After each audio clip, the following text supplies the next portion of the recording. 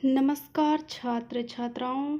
आज हम पढ़ेंगे प्रकाश का वर्ण विक्षेपण। पिछले लेक्चर में आपको याद होगा हमने क्या पढ़ा था, सूक्ष्मदर्शी और दूरदर्शी के बारे में। आज हम पढ़ेंगे प्रकाश का वर्ण विक्षेपण। तो देखिए किसको कहते हैं हम वर्ण विक्षेपण। जब किसी प्रिज्म से श्वेत प्रकाश को गुजारा जाता है तो वह अपने अवयवी सातों रंगों में विभक्त हो जाता है। इस घटना को वर्ण विक्षेपण कहते हैं। अर्थात प्रिज्म से प्रकाश को पर्दे पर प्राप्त किया जाता है, तब पर्दे पर प्राप्त सातों रंगों के क्रम को वर्ण क्रम कहते हैं। यह रंग बैंगनी, जामुनी, नीला, हरा, पीला, नारंगी, लाल है। इन्हें याद रखने के लिए बैजानी हपीनाला या इंग्लिश में विबगयोर शब्द का उपयोग करते हैं। लाल रंग का अपवर्तनांक ज़्यादा होने से इसका विचलन कम होता है, इसलिए पर्दे पर सबसे ऊपर होता है, तथा बैंगनी रंग का अपवर्तनांक कम होने से इसका विचलन अधिक होता है, इसलिए पर्दे पर सबसे नीचे प्राप्त होता है। देखिए चित्र में ये श्वेत प्रकाश है और इससे ये सातों रंगों की किरणें दिखाई दे रही है क्रम से, तो इसको क्या कहते हैं, वर्ण क्रम। ठीक है, ये क्रम याद रखना जरूरी है। फिर देखिए इसके प्रकार है वास्तविक स्पेक्ट्रम और आभासी स्पेक्ट्रम। तो हम वास्तविक स्पेक्ट्रम किसको कहते हैं, ऐसा स्पेक्ट्रम जिसे पर्दे पर प्राप्त किया जा सकता है, क्या कहलाता है, वास्तविक स्पेक्ट्रम। और आभासी स्पेक्ट्रम किसको कहते हैं, ऐसा स्पेक्ट्रम जिसको हम पर्दे पर प्राप्त नहीं कर सकते हैं, आभासी स्पेक्ट्रम कहलाता है। इसमें अंतर है वास्तविक स्पेक्ट्रम। देखो इसे हम पर्दे पर प्राप्त कर सकते हैं, आभासी में क्या है, इसे हम पर्दे पर प्राप्त नहीं कर सकते।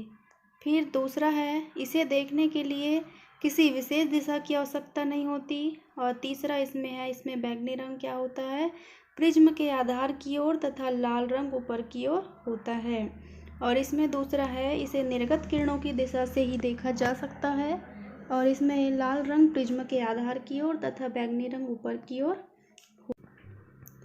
फिर देखिए शुद्ध एवं अशुद्ध स्पेक्ट्रम। शुद्ध स्पेक्ट्रम जब स्पेक्ट्रम के विभिन्न रंग आपस में मिले हुए नहीं होते तथा भिन्न भिन्न रंगों की सीमाएं स्पष्ट रूप से अलग अलग होती है, तो उस स्पेक्ट्रम को शुद्ध स्पेक्ट्रम कहते हैं।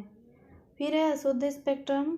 जब स्पेक्ट्रम के सभी रंग आपस में मिले हुए नहीं होते हैं, इसमें क्या है, सभी रंग आपस में मिले हुए होते हैं, इस स्पेक्ट्रम में अलग अलग रंगों की सीमाएं अलग अलग नहीं होती है, तो अशुद्ध स्पेक्ट्रम कहलाता है ऐसा स्पेक्ट्रम। फिर है इंद्रधनुष। इंद्रधनुष हम किसको कहते हैं, वर्षा के समय या वर्षा के बाद यदि प्रेक्षक की पीठ, ये पीठ है, पैड लिखा गया है, तो प्रेक्षक की पीठ सूर्य की ओर हो तो कभी कभी सूर्य के विपरीत दिशा में चाप की भांति सौर स्पेक्ट्रम दिखाई देता है, जिसे हम क्या कहते हैं, इंद्रधनुष कहते हैं। इंद्रधनुष के प्रकार है प्राथमिक इंद्रधनुष और द्वितीयक इंद्रधनुष। तो देखिए प्राथमिक इंद्रधनुष हम किसको कहेंगे, ऐसा इंद्रधनुष जिसमें क्या होता है, 2 बार अपवर्तन और 1 बार पूर्ण आंतरिक परावर्तन होता है, प्राथमिक इंद्रधनुष कहलाता है।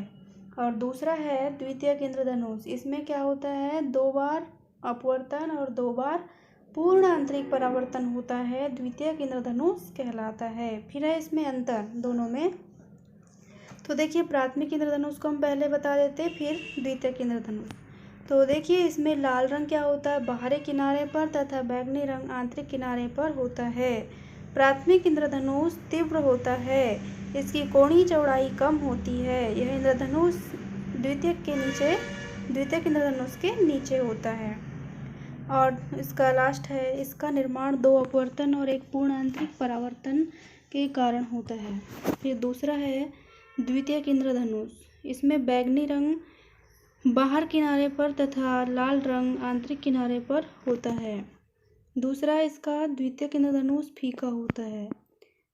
तीसरा इसकी कोणीय चौड़ाई अधिक होती है। और अगला है प्राथमिक इंद्रधनुष के ऊपर यह होता है। इसका निर्माण 2 अपवर्तन और 2 पूर्ण आंतरिक परावर्तन के कारण होता है। तो ये क्या था, आज वर्ण विक्षेपण कंप्लीट हुआ। अब अगले लेक्चर में ये मतलब याला अध्याय 1 प्रकाश कंप्लीट हो चुका है लगभग। इसमें हमने एग्ज़ाम में आने वाली चीज़ें ही बताई हैं। ये पार्ट एक्चुअली में बहुत बड़ा है, बट हमने इसमें डिटेल में सब कुछ नहीं बताया क्योंकि हमने ये ब्लूप्रिंट के अकॉर्डिंग पढ़ाया है। इसमें न्यू टाइप्स ही ज़्यादा पूछे जाते हैं, इसलिए इस टाइप के हमने क्वेश्चन आपको इसमें बताया है। तो देखिए, अगर वीडियो पसंद आए तो वीडियो को